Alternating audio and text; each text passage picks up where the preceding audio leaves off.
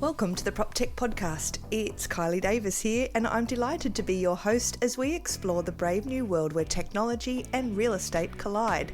I passionately believe we need to create and grow a sense of community between the innovators and real estate agents, and sharing our stories is a great way to do that. Now, the aim of each episode is to introduce listeners to a PropTech innovator who is pushing the boundaries of what's possible, and to explore the issues and challenges raised by the tech and how they can create amazing property experiences. And my guest in this episode is Peter Matthews, CEO and founder of Realtair. Now, Pete has a long history in real estate as an agent. He's a very successful principal of a group of offices. He's had time as an exec in a big real estate franchise, and he still gets on the tools, and before COVID-19 isolation could be found auctioning properties most weekends. So Peter really knows the pain points that agents experience in their day-to-day running of, listing and selling. And his tech solution, Realtair, is an extraordinarily powerful tool in how it addresses that pain. Now, as Peter explains in this episode, if agents can streamline and standardise the processes in their businesses, it frees them up from the soul-destroying admin and allows them to deliver much better services. So this is an extremely positive and inspiring episode of the PropTech Podcast, where Pete also talks about how isolation has forced us to embrace innovation and what the restart is going to look like. So restart, reboot, I love that we need to start thinking about that. So here to tell us all about it, Peter Matthews, welcome to the PropTech Podcast. Thanks for having me, Kylie. No, my pleasure. So, Pete, we always start off with your elevator pitch. So tell us, what is the elevator pitch for Realtair? Short and sharp.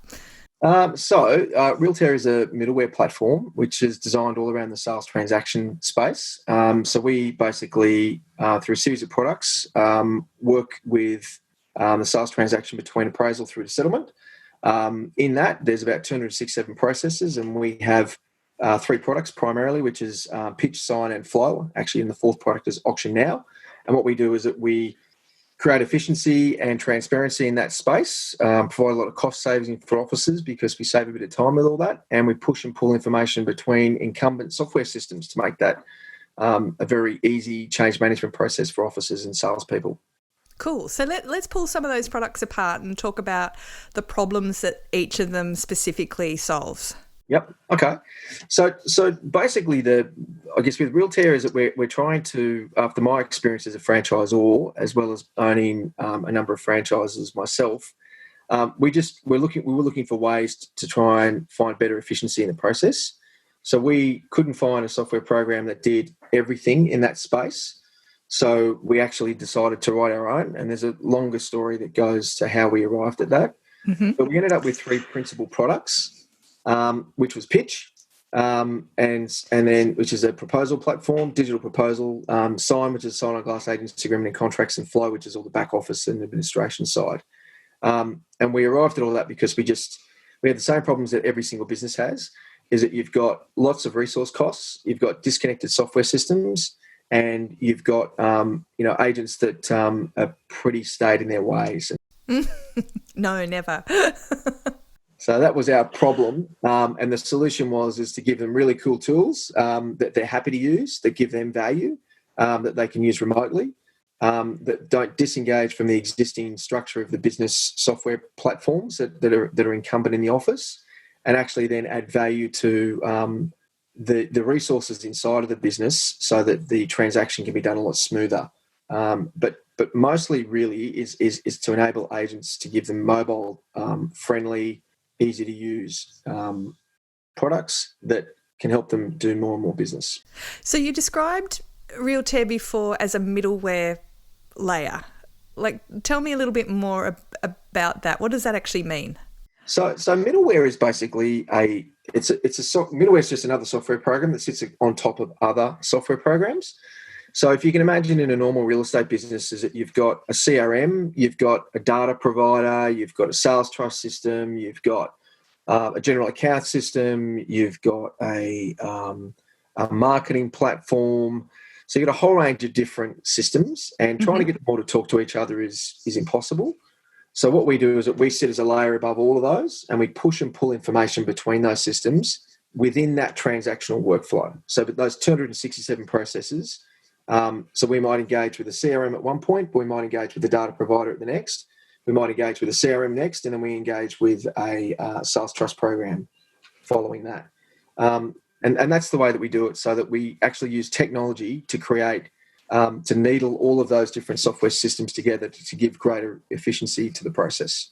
So you're not replacing any of those pieces of technology specifically. You can still go in and out of those if you want, but what you're doing is creating an easier way to use them to do specific tasks. Is that right? Yeah, it is. So it's basically so that if you've got people involved in process with software systems, and if you look at CRMs as a great example, like they are incredibly valuable and complex systems. The thing is that they're a section or a part of that transactional process, and then you've got really highly complex systems like sales trust systems and things like that, which again complex again. Those systems don't talk, so we allow them to talk by basically just going through that consistent workflow of the sales transaction. And as I said, we just pull that information and push it so that agents don't need to rekey information twice, because no one likes doing that. No. So what made you start Realtair? We had, when I owned 3 offices, we had a centralised administration in one of our offices, and I had agents who were in the remote offices. And when I say remote, like they were 2 kilometres away from the central hub, because we're in Neutral Bay, and we had offices, an office in Mossman, an office in Crow's Nest in Sydney.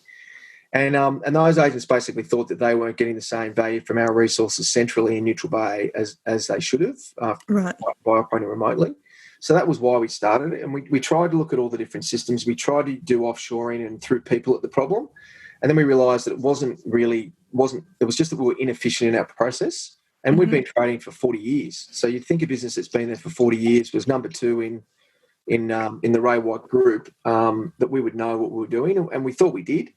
But then when we looked at what we could actually do to use technology available today to make that a much smoother process, and make it an easier process for agents as well as administrators, we realised that we could kind of piece things together, but we then got to a point where we went, no, we're going to have to build this ourselves. And so we started with a project management software system, which is Jira, built it out through that, got proof of concept, and then we went to zeros and ones, and we built our own proprietary technology from scratch.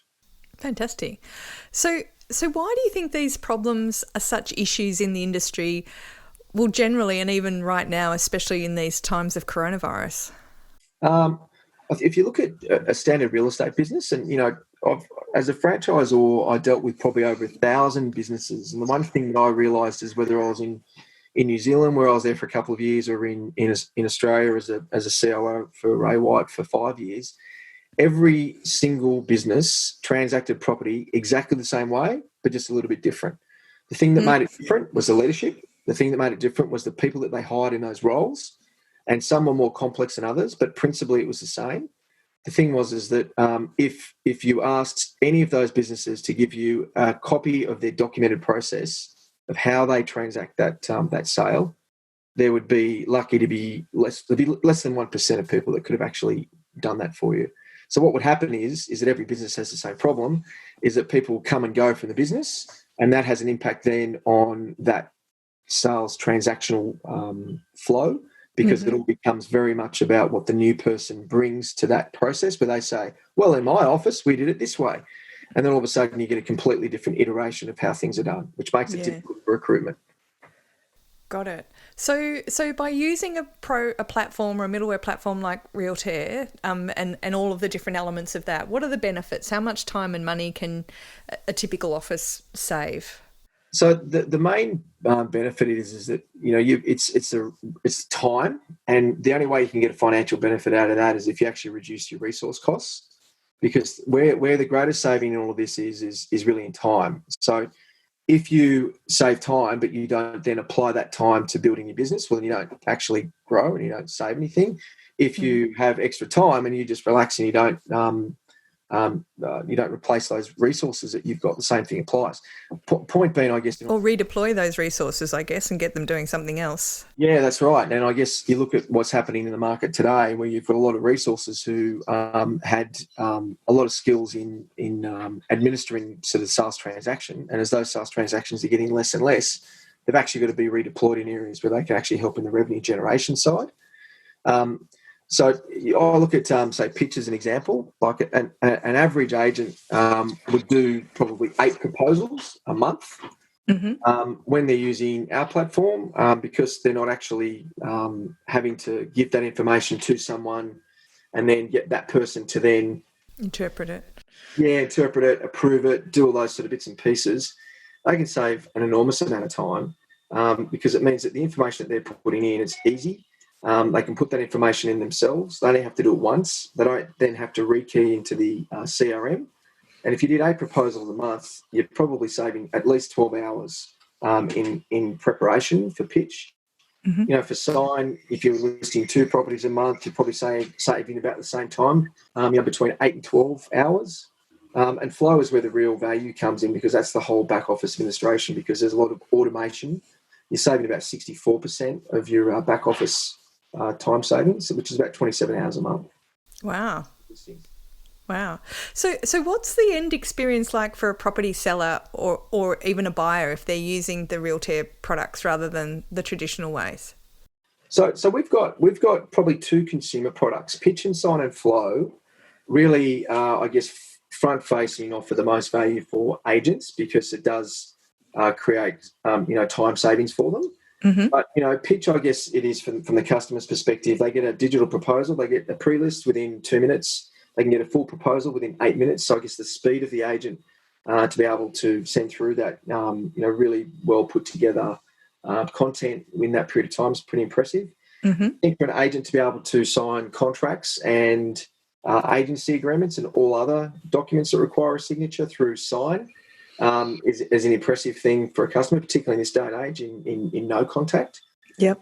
And in terms of the back office for Flow, the owners probably don't really see too much of this value, except in our consumer product, which is called Home Passport. And Home Passport is like a Flow, a back office collection of details, information, and communication for the customer. So the customer actually gets access to a portal where, if you, as you know, Kylie, somebody is listed property with an agent, they normally give you an agency agreement, they give you a copy of the marketing calendar. They might, you get your contract from your conveyancer, you put all that into a manila folder and you bring that out when you meet with the agent once a week. Yep. What we do with Home Passport is that we create that in a digital file for the owners to be able to access themselves, where every single component part of that transaction is recorded and stored in that digital file. And that's right down to photos, floor plan, copy, agency agreements, contracts, marketing calendars. Every bit of communication that the agent sends, including vendor reports, is all augmented in one space, so that the seller can keep that, find all those documents really easily, and access them from any mobile device anywhere. So does that include all of the devices that are in the house, like the who supplied the remote control on the garage and what sort of air conditioner it is and all that sort of stuff? That does. There's a couple of things Home Passport does. We give Home Passport's got a mechanism for the owner pre-sale to actually add all those minute details that are really interesting to a very interested buyer, but not really going to make it into the marketing suite of content. Or when you do actually settle and then you find that you can't remember the code for the security system. Exactly. Or stuff like that. And, it's like every true story. Make sure that you tell the buyers that we got the whole place rewired 3 years ago, and that, that we've got a saltwater chlorinated solar heated pool. Those sort of things that are important, but they're just not key. They're not key attraction points for the marketing. But what they are is really, really critical for the buyer. So that content the seller can load, that creates a data set. When the buyer exchanges contracts, we open up a portal for the buyer, which is an exact replica, obviously without the private information for the seller. Mm-hmm. But it becomes a dossier, a data set, a logbook, if you will, of that property. And that's able to be continually populated by that buyer post-settlement.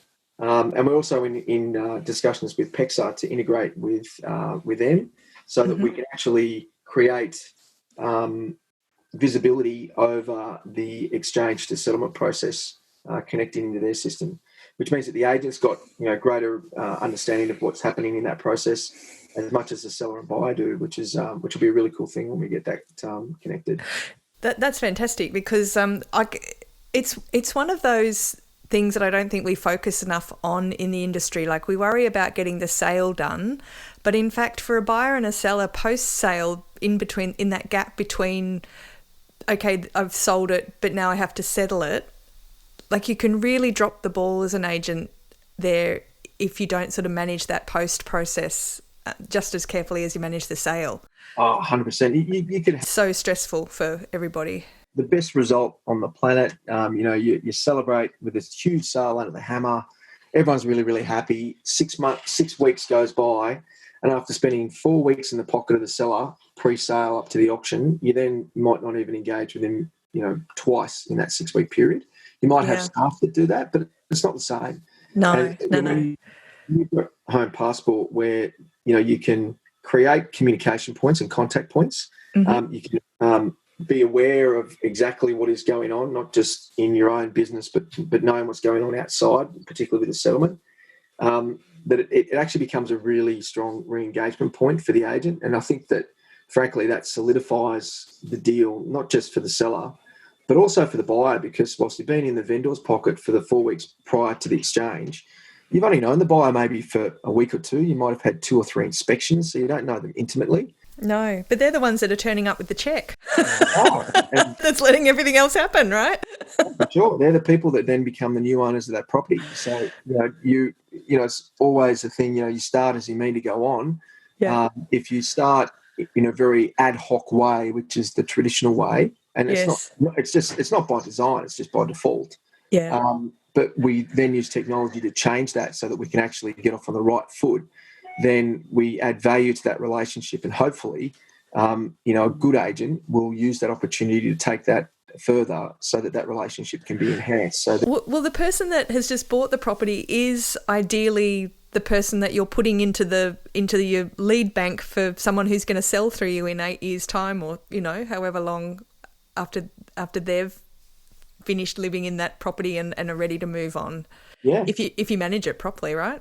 Yeah, absolutely. And that's the thing, that it shouldn't be, there's instantaneous self-gratification when it comes to sales normally.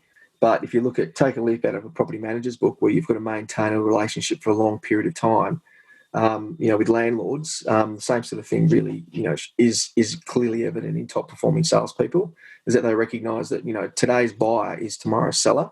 Absolutely. And, 8 years, if you're in this industry and you're a good performer, 8 years goes by in a flash. And, it's not just that business, it's also the referral business that will come from that relationship. Yeah, I see so many agents throwing away buyer referrals by just not looking after the person that bought the property properly. Well, it's crazy. It's crazy. It's crazy. And then spending so much money on marketing to try and churn and burn more people. Anyway, yeah. So you've got to pay for it one way or another. You might as well create repeat business.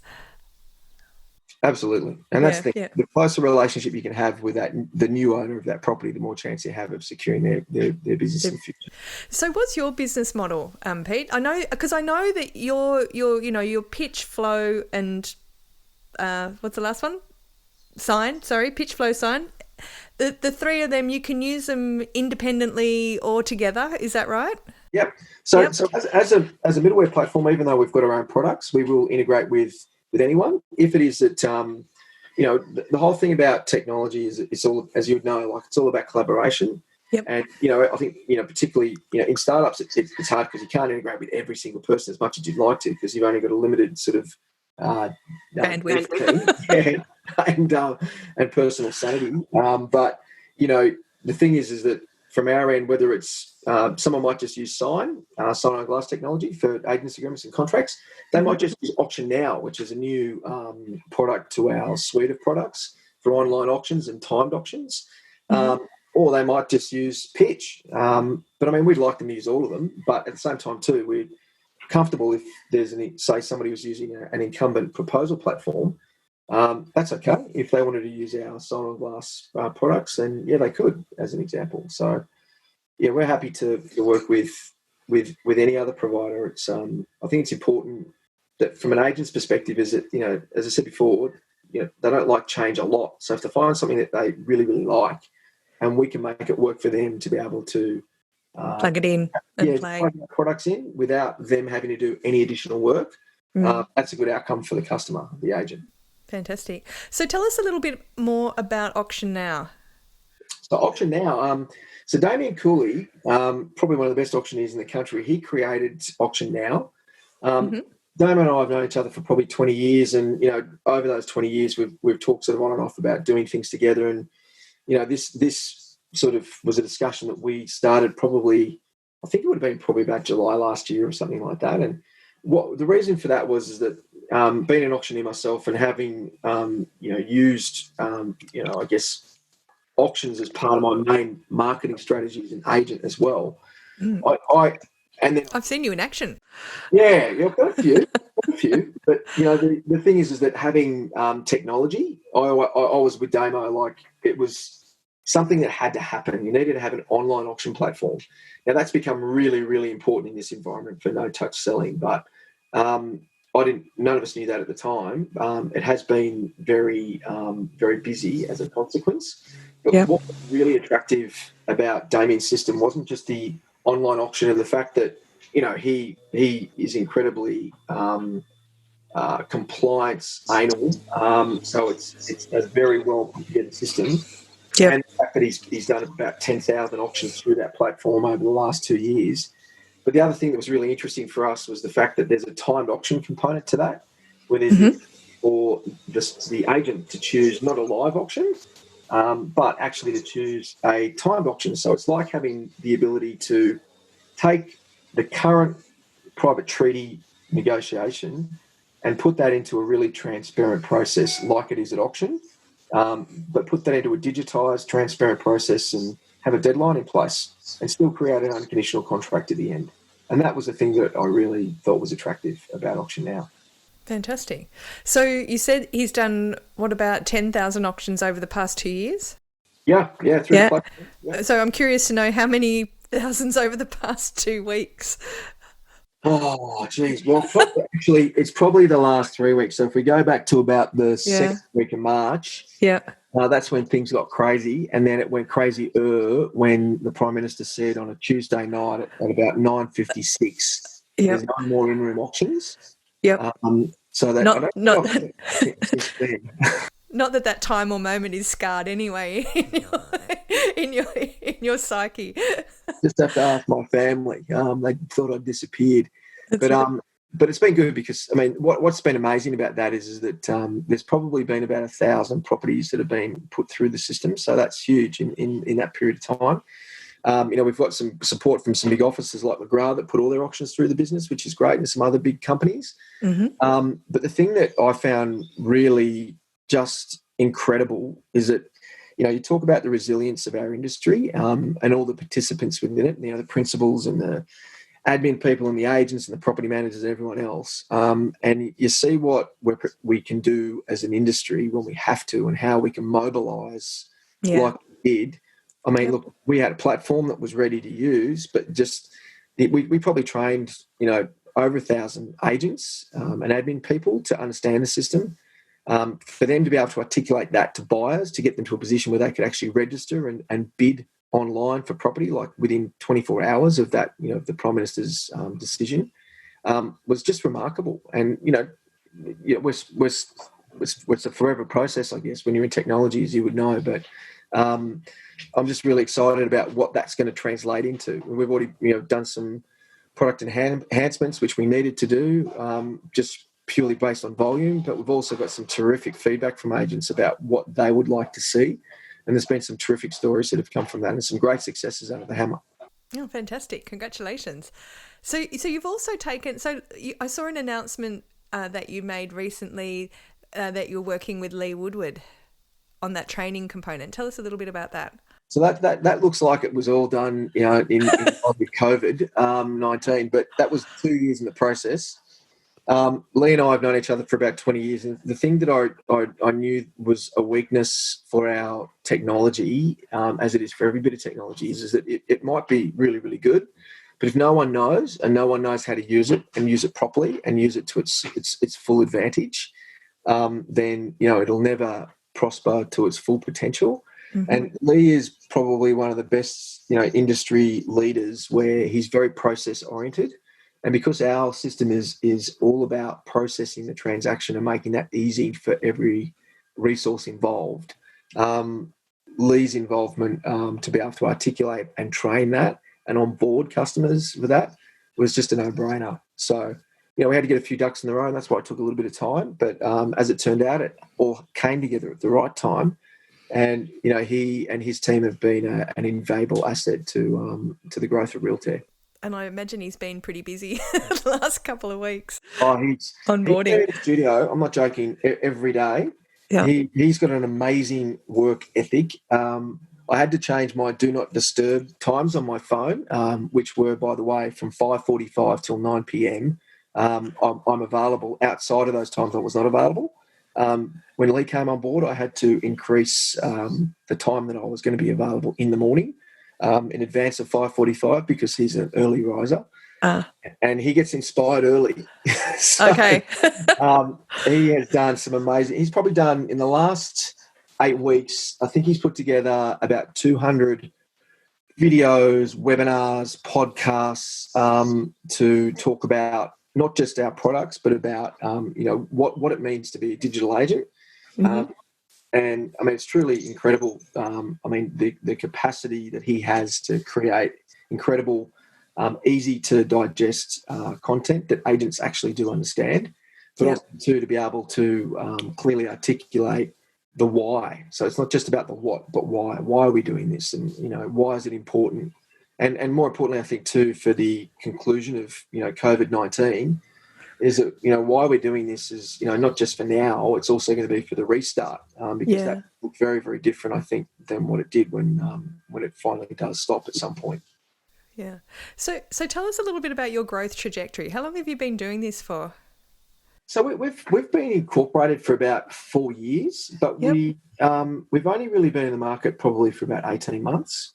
And that it's been a hell of an 18 months. Yeah, it has been. The last 6 months have been pretty crazy. And as you know, in any startup, it's you've got an idea, and ideas are really, really, really important, but they're not worth anything unless you actually get you financially get behind it and back it. Mm. And it's a really hard thing because you're punting.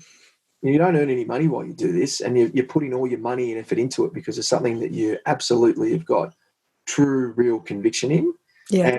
And like I see things in the industry and you say to yourself, well, look, how can I make that better? How can I create something that's going to make a difference to the industry? Mm-hmm. And for us, what we realised really, really early is that we might have some terrific ideas that we can execute and create some terrific products. But the day that those products are perfected is the day that our business is over. Mm-hmm. So our trajectory is only going to continue as long as we continue to strive for perfection, knowing that we'll never get there because we've just got to keep evolving as we go. So how big are you, Pete? Like, give us something that we can help us get our brain around it. How many staff, or what's your turnover, or what are you comfortable telling us? Probably not turnover because that's not impressive, but I mean, look, those things take time, particularly with subscription revenue, but we've got about 70 people employed in the company now. Wow, is a lot.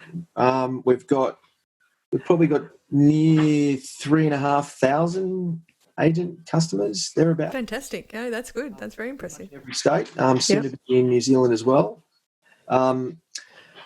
But I don't really know those numbers. I'm just having a guess at those because the thing I look at. I know that we do a hell of a lot of pitch proposals each month, and we're doing an increasingly huge amount of agency agreements, and we just launched sign on glass contracts, which is incredible. But then the Auction Now side of it too. Just thinking about that, that's been an amazing growth trajectory and a really challenging thing to do, but I always think that I always used to think with auctions, which I still do today, that you're only as good as your last auction. So we're only as good as our last pitch. We're only as good as our last online auction. Mm-hmm. I'll never take any of that for granted. But we hope to serve as many people as we can, and hopefully, we don't have to worry about our customers, because our customers enjoy being our customers because of the products and the services. I guess that's the best outcome. Yeah. So you took part in the Inman Connect Las Vegas Startup Alley last year. How did that go? Like, are you still looking at expanding into the US, or are you focusing more now on Australia and New Zealand? No, we've. It's funny you say that, because like even today, the last couple of days, there's been a bit more thrust into that. So from that we're only a few cubicles up from you guys, but it was crazy. It was so. I think as Australians, that the US really enjoy the fact that there's innovation that comes from Australia, and so for startup companies in the prop tech space to get an exposure at Inman is a really valuable thing to. It's super fun. It's the best thing you can do.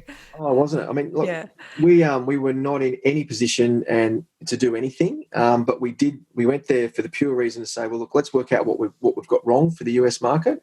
Yep. And as it turned out, we could have, we had a grand total. I think it was 89 businesses that employed 4,000 agents that expressed interest in our product. Mm-hmm. Which was really made me feel good. It didn't earn us any money, but it did give us great insight into the fact that that the markets in Australia and the US are coming increasingly closer. They're not going to be the same, but they're getting more similar each year. And these sort of tools, like the tools that you've got with Real Content and Home Prezo, and the tools that we've got with Pitch and Sign, they're things that are transferable and scalable in the US. So we've had several conversations with industry players over there that have got an interest. I mean, it's a long way away, but it's an opportunity. Yeah, yeah. So let's also. So you're also a director on the board of the REI New South Wales. I'm curious to ask you what role you think institutes should be playing in the prop tech conversation in Australia. What can they do? What should they be doing? Like, where's your head around that? I think you and I would share this view. I think we can do more in that respect. I think the thing is that we, at an institute level, what our obligation is first and foremost to our members. And the thing that every institute has always been a little bit careful of, and maybe a little bit too careful, is reviewing products and making recommendations on those products. Because the REI brand is a really valuable one, and if it is used inappropriately, then that's not good for the whole industry. I do think that there's a lot more interest from the REIs across the country to understand how tech can be applied that can benefit not just the agent but also the consumer. Mm-hmm. Because I think that's where the big disconnect is that we've got some really great tools for agents. How does that impact the customer? And like we were talking about before, like with Home Passport as an example, and even now with online auctions, how can we make that experience for the customer a more enjoyable one, a more accessible one, and probably a more transparent one? And I think that as institutes, if we look at both sides of that value proposition, both the member side as well as the consumer side, and make decisions around what we don't necessarily need to back, but at least say, hey, we've looked at this, we endorse this, and talk to this person. As long as it's got those two key elements in place, particularly around the transparency, I think that's going to be something that the REI is going to have to look at, as well as compliance. I think that's a huge, huge problem that I think technology can solve, a great deal of those issues. So do you think the REI should be endorsing some of the tech, or do you think they should just be making the conversations around it more accessible to members and the community? Look, I think the thing is that, as you know, with the REIs, it's made up of you've got employed people who have got specific roles, and generally speaking, they don't, they're not for profit, so they don't have big salary packages for people to be able to review appropriately, like tech suites. So you're never going to have somebody who is going to be overarchingly be able to say, hey, I've done a complete review of this and this works great. Yeah. On the top of that too, you've got a board of people who volunteer their time, and it's a big commitment, who might be fantastic business principals but also don't necessarily have that technical expertise. So I think in some ways there's got to be a point at which an institute can't, I guess, overarchingly endorse, but I think can provide the members with a little bit more shape as to what they think would be a reasonable proposition, and let the members know about that. I think that's an important thing. But I do still think that it's got to be, as long as it's evaluated on that, it, does it add value to both sides of the equation? Because if we can, as an example, get the compliance side of it right through some good tech, and we can take away the consumer perception that dealing with an agent is not necessarily a clean transaction or a clear transaction, and we can say, well, here are the rules of engagement. It's auditable, and it's the same for every buyer, as an example, that engages with the platform, like it is with auction.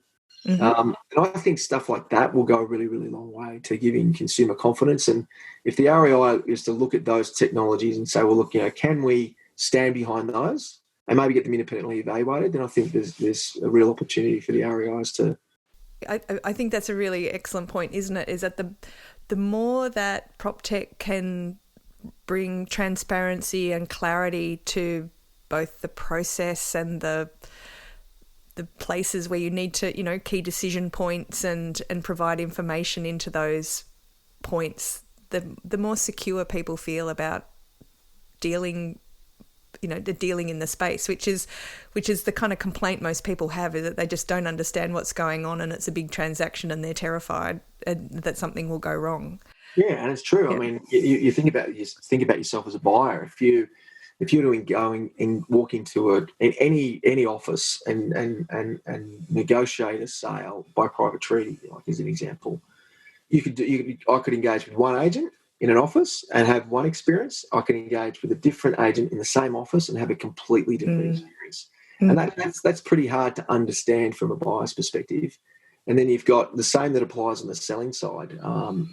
And that's, I think, that there's a lot of technology options that are available that give a lot of clarity and uniformity to that process. And if that's the thing that I'm probably the most interested in, is that if it is that we can improve that that transactional mindset, where we can go, okay, well, let's make sure that everybody in the equation knows that there isn't about closed door activities and things like that. It's completely open and fair, much like it was when auctioneers and agents were required to register bidders, and bidders were supposed to, and do today, put their cards in the air.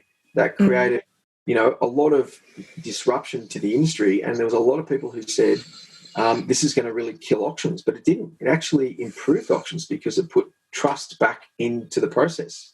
And that's, I think, that it's that sort of stuff that I think we at the Institute can look at and say, if we can create that sort of scenario from a tech play, then that's something that we should be seriously looking at and potentially saying, look, this is something that we would endorse. And I love that, because I feel like we've come completely full circle, because we started off this interview with you telling me that what Realtair did really was create structure and consistency around the flow of the transaction of the deal. So so nicely done. So normally at this part of the interview, Pete, I would ask you what the next 5 years holds for the real estate industry. But I think given the times that we live in, and you mentioned a couple of times about the restart, so I'd really love to hear, and I love that as a phrase, this idea that after COVID there's going to be, what does the restart look like? So what do you think the restart's how's that going to go? Oh, look, I think that every cloud has a silver lining, and I think that this is the opportunity for the industry to genuinely restart, because we will not restart the way that we finished. And if you look at business models as a great example, where a lot of businesses have got resource heavy businesses. Yeah, they've got high value retail locations. And they've done a lot of this because that was what everybody else has done. What's made businesses do real estate principles is to really evaluate their business and say, what do I need, not what do I want? And I hope that on the restart that that agents and agencies will completely review everything, which I suspect that they will. They'll look at what they can put in place in their business that can add value to their operation. I think they'll look at the things that they can put in place that can not just add value to the operation, but to the transactional management of process, whether that's in property management or in sales. And I do think too that because now we've had this, massive shift in the way our normal life reacts, it's a massive shake-up. I really think too that we are going to become a lot more consumer focused, and I think that we will be saying, and the smart agents will definitely embrace this to say, how do we involve the customer more, and how do we give the customer a better experience? Where before I think it was probably a little bit of lip service from the general population of agent business, but now I think there's probably this sense of community, and I even think you look at it from a marketing perspective. Will we market properties the same way that we used to? If it is that there's a gross decline in stock volumes and then there's a sharp rise in stock volumes, well, do we go back to tradition? Do we do what we've always done? Because if we always do what we've always done, we'll always get what we've always had. So the industry's got a real opportunity to self-evaluate and say, how can we become a better servant to the consumer by changing the way that we operate in our business, and not just model, but in the way that we deal with people. I think that's a real opportunity. I think the smart people will take advantage of that.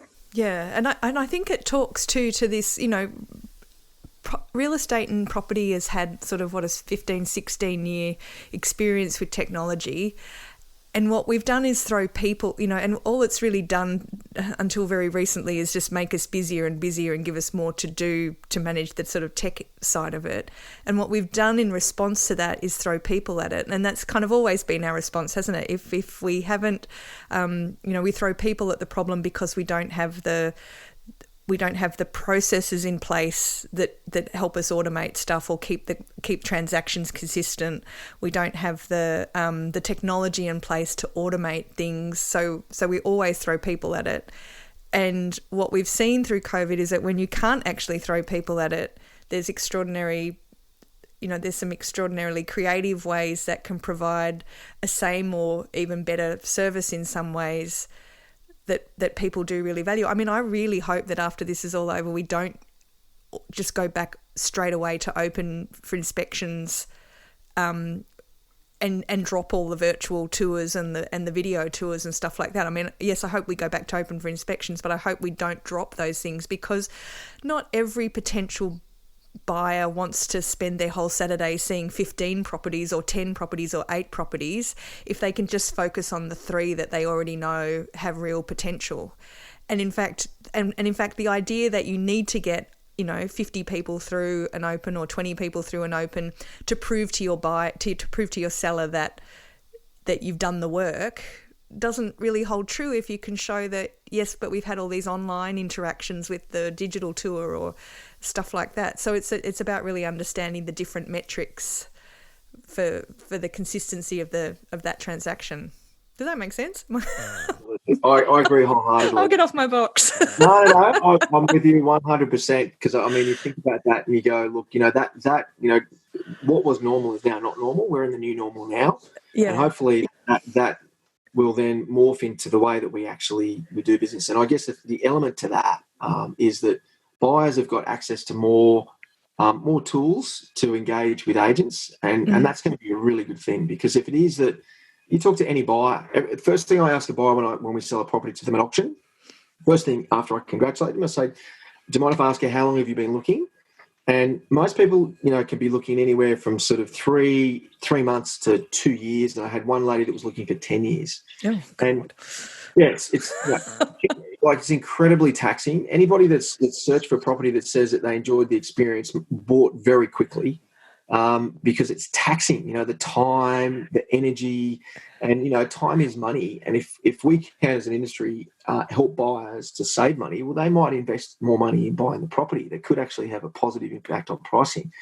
Equally too, I think you look at information, and I think about the stuff that you guys do at Home Prezzo, like you put really good information in the hands of people, and then they are better educated to make decisions.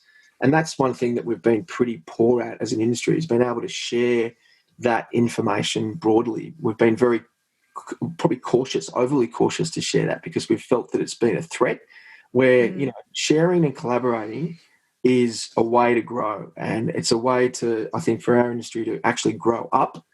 And when we hit the restart, whenever that might be in a few months, or it could be a little bit longer, I reckon it's a proper restart. The restart will be it's a reboot opportunity. It is. Yeah. I can't wait, actually. I think that's the really exciting thing. It's a tough time now, but it'll be really good when it's over. Fantastic. So just to wrap up, Pete, what's the future look like for Realtair? You've been doing business at the speed of thought. How long is this going to go for? Well, look, this is my 30th year in the industry, and I've been a franchisor, a franchisee, I've been a salesperson, I'm still an auctioneer. I love this industry. It's my life. I'm incredibly proud to be a part of such a great industry. But I'm so excited about the future, because if it is, with all the great technologies that are emerging, those that are incumbent that are just getting better and better, I think that as an industry, we're going to really benefit from that. And I do think that COVID, whilst it's a bad thing, will be a positive thing at the restart. And for Realtair, I hope that we're right in the middle of that, and I hope that we genuinely make a difference to agents. I know we can make a real positive difference to the not just the cash flow, but the real profit of a real estate business, and create positive business model change. And I want to see that. I want to see that happen. And then I'd like to see consumers say, that was easy. I thought that was going to be really hard. And the last time I bought property a few years ago, it wasn't a great experience, but now it's a much better one. And I hope we can participate in that in whatever capacity. That's what I hope for our business in the future. It sounds fantastic. Pete Matthews, thank you so much for your time today on the PropTech podcast. I'm wishing you all the best. Yeah, thanks for having me. Our pleasure. So that was Peter Matthews from Realtair, and there's a new word to add to your tech jargon arsenal of middleware. So I really came away from this conversation inspired. I'm full of admiration for Realtair and the suite of products that Peter and his team have created. I do love that it's not expecting you to move to another platform or do something differently. All it's doing is giving you more and better functionality from the technology you've already invested in. It's removing pain from that process, and it's adding what's missing. And I love how Peter's made it really flexible so that you can just use the bits that you want if that's what you want to do, and keep using the other platforms and programs that you're already using. And I love that Peter's thinking about what he calls the restart and what that's going to look like for his business.